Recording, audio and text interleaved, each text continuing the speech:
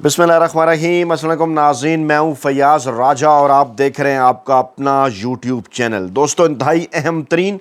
और बहुत बड़ी डेवलपमेंट हालिया पाक भारत जंग में नवाज शरीफ की पुरस्रार खामोशी की वजूहात आहिस्ता आहिस्ता अब पाकिस्तानी अवाम के सामने आ रही हैं। जी हाँ, आर्मी चीफ और चीफ जस्टिस समेत कोर कमांडर्स और आला अदलिया के जजों की खुफिया ऑडियो रिकॉर्डिंग्स करने वाला शरीफ ख़ानदान का इंतहाई खुफिया नेटवर्क बेनकाब हो गया। शरीफ ख़ानदान ने खुफिया रिकॉर्डिंग करने के लिए इंतहाई आला सतह की जदीद तरीन टेक्नोलॉजी इसराइल से हासिल की। जी हाँ, मैं रिपीट कर रहा हूँ, शरीफ ख़ानदान ने ऑडियोज़ रिकॉर्ड करने की टेक्नोलॉजी इसराइल से हासिल की। नवाज शरीफ, शहबाज शरीफ, हमज़ा शहबाज और मरियम नवाज़ बाकायदा तौर पर इस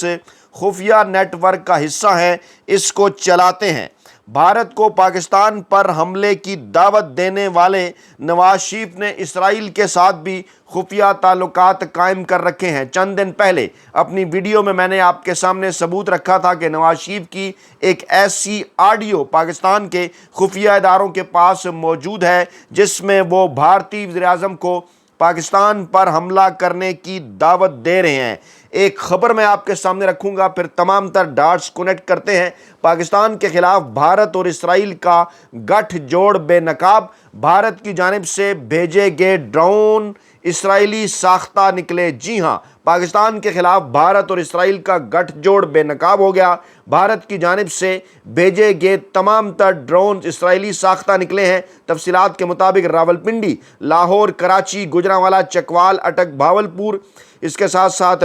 मियानो, छोर, रावलपिंडी, लाहौर और कराची समेत 12 मकामात पर हमलों के लिए भारत ने चंद दिन पहले जो ड्रोन पाकिस्तान के खिलाफ इस्तेमाल किए वो इसराइली साख्ता थे। जी हाँ, इस बात की अब तस्दीक हो चुकी है और यही बड़ी डेवलपमेंट हमें लेकर जनाब आगे जाएगी। और ये भी इत्तलात है जनाब के असले की दौड़ में भारत और इसराइल का गठजोड़ बेनकाब। भारतीय फ़ौज का इसराइली साख्ता फ़िज़ाई दिफाई निज़ाम का तजुर्बा ये भी अप्रैल के पहले महीने में हुआ जब वो पाकिस्तान के ख़िलाफ़ जंग की तैयारियां कर रहा था। और आज बयान आया मौलाना फजल रहमान का कि पाकिस्तान को इंडिया इसराइल गठजोड़ से बाखबर रहना होगा। आज वो मिलियन मार्च कर रहे थे, वहाँ पर उन्होंने खिताब किया। इसी तरह से जंग के दौरान एक और अहम तरीन और बड़ी खबर जो सामने आई वो भी ये थी जनाब के मुसद्दक़ा इत्तलात के मुताबिक इसराइली एहलकार मकबूजा जम्मू कश्मीर पहुँचे। सिक्योरिटी ज़राए के मुताबिक तकनीकी साजो सामान से लेस थे।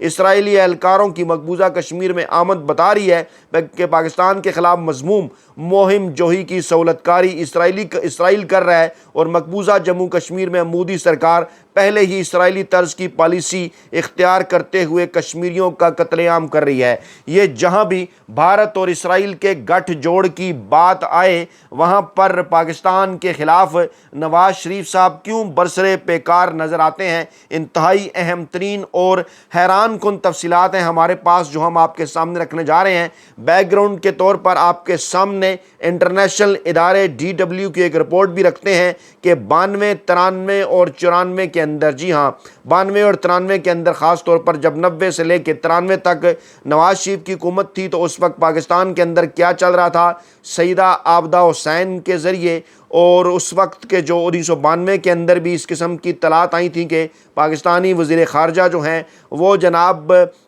अमेरिका के अंदर जो है वो इसराइल के लोगों से मुलाकातें कर रहे थे। और फिर जनाब उस वक्त अकरम ज़की से ये पूछा भी गया कि क्या नवाज शरीफ और शमून पेरेज़ की माबैन कोई बाकायदा मुलाकात हो सकती है। उसके बाद फिर अकरम ज़की ने कहा कि ऐसा अभी जो है वो खुफिया तौर पर नहीं किया जा सकता, लेकिन वो जनवरी 93 में स्विट्ज़रलैंड के शहर में एक मुलाकात करवाने की कोशिश करेंगे। इस किस्म की ख़बरों को लेकर आगे चलकर क्या लिखता है बैनुल-अक़वामी इदारा, वो ये कहता है कि जनाब ये मामला बड़ा हैरान कुन है कि पाकिस्तान के अंदर जब भी नवाज शरीफ की हुकूमत होती है तो जनाब मस्बत जज्बात इसराइल के हवाले से पाकिस्तान में कुछ बढ़ जाते हैं और ये मामला बड़ा हैरान कुन है। ये DW बात कर रहा है اور اس کے ساتھ ساتھ آپ کو یاد ہوگا عمران خان صاحب کے دور حکومت کے اندر جناب ایک الزام لگایا گیا تھا مریم نواز صاحبہ کی جانب سے، عمران خان کے اوپر کے خلاف ایک ٹویٹ کیا گیا جو مریم نواز ہی کے اپنے گلے پڑ گیا۔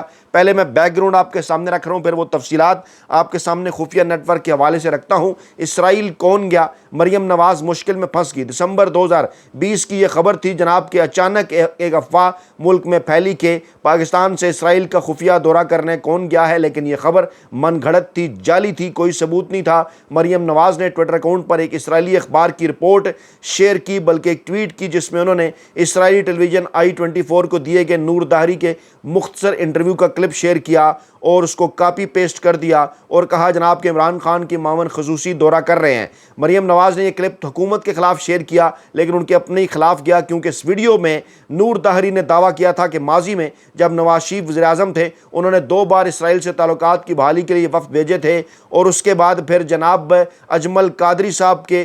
جو بیانات ہیں وہ بھی میڈیا کی زینت بننا شروع ہو گئے، جن میں بڑا واضح تھا کہ اجمل قادری صاحب نے نواز شریف کی خواہش کے اوپر جو ہے وہ اسرائیل کا دورہ کیا تھا، اور مریم نے اپنے ہی والد کو وہ ٹویٹ اور تفصیلات شیئر کر کے پھنسا دیا۔ اب یہ جناب ان تمام تر چیزوں کا جناب باقاعدہ طور پر بیک گراؤنڈ ہے۔ اب آپ کو لے کر چلتے ہیں اس اہم ترین اور بڑی ڈیولپمنٹ کے حوالے سے۔ جی ہاں، میرے ہاتھ میں اس وقت جو کتاب ہے، جو اس کتاب کا نام ہے جناب رنگیلا وزیر اعظم، اور اس کے اندر جو تفصیلات ہیں وہ انتہائی حیران کن ہیں کہ کس طرح سے نواز شریف کو آرمی چیف جسٹس کے ٹیلی فون ٹیپ کرنے کا شوق تھا اور یہ ٹیکنالوجی انہوں نے کہاں سے حاصل کی۔ جی ہاں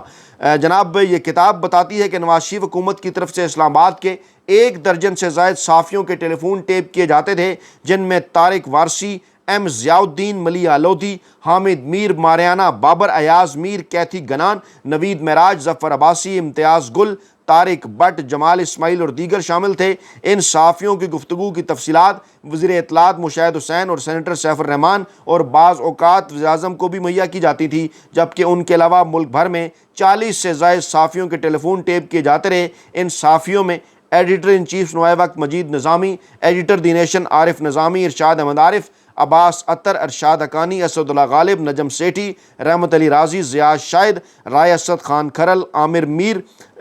شفیق اوان، انجم رشید، محمود شام، ادریس بختیار، سرورت جمال اسمعی، رفعت سعید، کامران خان اور دیگر شامل ہیں۔ میر شکیل الرحمان جو کہ کافی عرصے سے بیرون ملک ہیں، ان کے بیرون ملک سے آنے والے ٹیلی فون سننے کے لیے ان کے گھر واقع کراچی اور لاہور میں دفتر کے جو ٹیلی فون ہیں وہ ٹیپ کیے جا رہے تھے۔ یہ بھی معلوم ہوا کہ سابق حکومت کے یعنی نواز شریف کی حکومت کے ایک وزیر اعلیٰ اور اعلیٰ حکام نے پی ٹی سی ایل کو بھی ذاتی مفاد کے لیے استعمال کیا۔ قومی دفاعی راز بھارت اور امریکہ پہنچائے جاتے رہے۔ سیکرٹری ٹیلی communication Akram Shaikh, chairman P T C L Naseem Mirza, اس وقت کے D G intelligence bureau colonel Iqbal Niazi نے بعض غیر ملکی اور مقامی کمپنیوں کے ساتھ کروڑوں امریکی ڈالر کے مشکوک معاہدے کیے۔ سابق D G I B colonel Iqbal Niazi کے حکم پر پی ٹی سی ایل کے section S C D Noor Uddin Bogai کی سربراہی میں گفتگو ریکارڈ کرنے کا کام ہوتا۔ نہ صرف صحافیوں کی گفتگو ٹیپ کی جاتی بلکہ ججوں، اپوزیشن رہنماؤں، بعض حکومتی وزیروں اور آرمی کے اعلیٰ افسران تک کی گفتگو ٹیپ ہوتی رہی،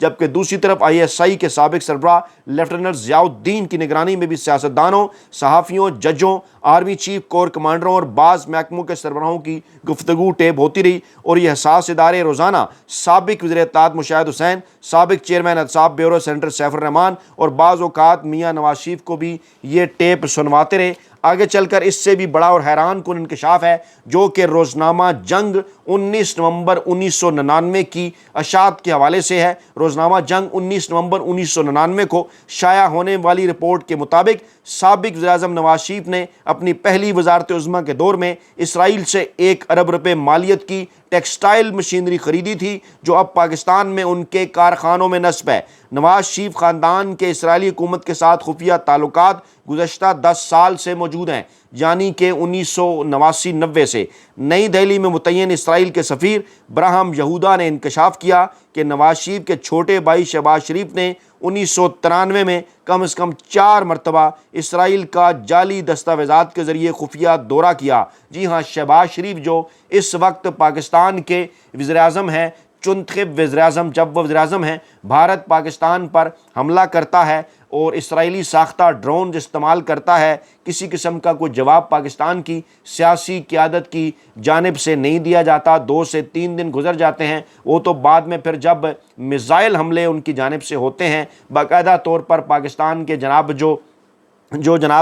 پاکستان کے فضائی سینٹرز ہیں، ایئر فورس کے جو ہیڈ کوارٹرز ہیں، انہیں جب نشانہ بنایا جاتا ہے تو اس کے بعد پھر ایئر فورس حرکت میں آتی ہے۔ لیکن اس دوران جو بیانات سامنے آتے ہیں 29 اور 30 اپریل کو، وہ صرف اور صرف عمران خان صاحب کی جانب سے، جبکہ مریم نواز صاحبہ جو پنجاب کی چنتخب وزیر اعلیٰ ہیں جعلی فارم 47 پر، شہباز شریف جو ملک کے چنتخب وزیر اعظم ہیں جعلی فارم 47 پر، نواز شریف جو کہ الیکشن ہارے ہوئے سیاستدان ہیں اور پیچھے بیٹھ کر یہ حکومت چلا رہے ہیں، ملک کے 3 مرتبہ کے سابق وزیر اعظم ہیں، یہ تینوں پورے کا پورا شریف خاندان مکمل طور پر ایک پراسرار خاموشی اختیار کرتا ہے۔ ایسی پراسرار خاموشی کے انٹرنیشنل میڈیا بھی اس کے اوپر بول پڑتا ہے، اور اس کے بعد بار بار سوالات کیے جاتے ہیں پاکستان کے اندر بھی مختلف حلقوں کی جانب سے کہ آخرکار شریف خاندان مودی اور بھارت کے خلاف کوئی بات کیوں نہیں کر رہا، آر ایس ایس اور مودی کے نظریے کے خلاف بات کیوں نہیں ہو رہی، بھارت اور اسرائیل کا گٹھ جوڑ جو پاکستان کے خلاف بے نقاب ہو چکا ہے اس کے خلاف کوئی بات کیوں نہیں ہو رہی،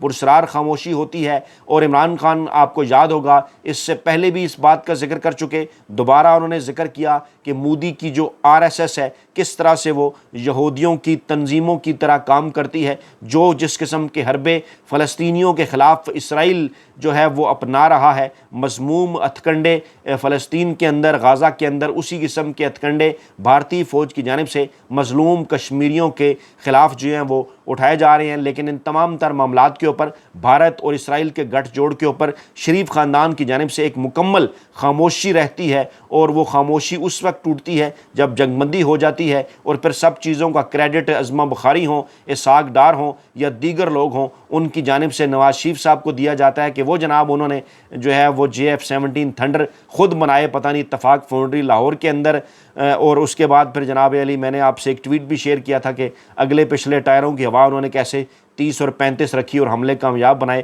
خیر یہ تو ایک لطیفہ تھا جو کہ سوشل میڈیا کے اوپر وائرل ہو رہا تھا۔ تو جناب اس کے پیچھے حقیقت کیا ہے کہ نواز شریف کے چھوٹے بھائی شہباز شریف نے 1993 میں کم از کم 4 مرتبہ اسرائیل کا جعلی دستاویزات کے ذریعے خفیہ دورہ کیا، اور ٹیکسٹائل مشینری کا سودا کرنے کے علاوہ رائے ونڈ کے اپنے زرعی فارم کے لیے اسرائیلی ٹیکنالوجی حاصل کی۔ شہباز شریف نے اسرائیل کے 3 دوروں میں 7 اسپننگ یونٹس کا سودا کیا۔ بعد ازاں یہ مشینری جس کی LC لندن میں کھولی گئی، قبرص لائی گئی، یہاں اس کی برآمد کنندہ کمپنی کا نام تبدیل کیا گیا، اور پھر بحری راستے سے یہ مشینری پاکستان لائی گئی۔ اسی دوران شہباز شریف اور شریف خاندان کے ایک نوجوان نے اسرائیلی علاقے اکو کا دورہ کیا، جہاں یہودیوں نے باغات لگا کر دنیا کا بہترین پھل پیدا کیا ہے۔ اس دورے میں انہوں نے رائے ونڈ کے زرعی فارم کے لیے اسرائیل کی زرعی ٹیکنالوجی بھی حاصل کی۔ بات یہیں پر ختم نہیں ہوئی، بلکہ آگے چل کر ہولناک انکشاف،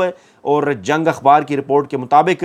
معلوم ہوا ہے کہ معزول وزیر اعظم نے یعنی نواز شریف نے جاسوسی کا نجی نظام قائم کرنے کے لیے انتہائی جدید آلات بھی اسرائیل سے حاصل کیے تھے، جن کے ذریعے نہ صرف ایک جگہ بیٹھ کر ملک کے کسی بھی حصے میں ہو رہی ٹیلی فون کی گفتگو کو سنا جا سکتا ہے، بلکہ خاندان کے کارندے دور جگہوں میں بیٹھ کر کسی خاص کمرے میں ہو رہی گفتگو کو بھی تار کا کوئی نظام قائم کیے بغیر سننے کی صلاحیت حاصل کر چکے تھے۔ جناب یہ ہیں نواز شریف صاحب جنہوں نے اسرائیل سے خفیہ ٹیکنالوجی حاصل کی، باقاعدہ طور پر خفیہ ریکارڈنگ کرنے والا ایک نیٹ ورک بنایا جو کہ آرمی چیف اور چیف جسٹس سمیت اعلیٰ عدلیہ کے ججوں، کور کمانڈرز کی خفیہ گفتگو ریکارڈ کرتا رہا، اور پھر جناب اس کتاب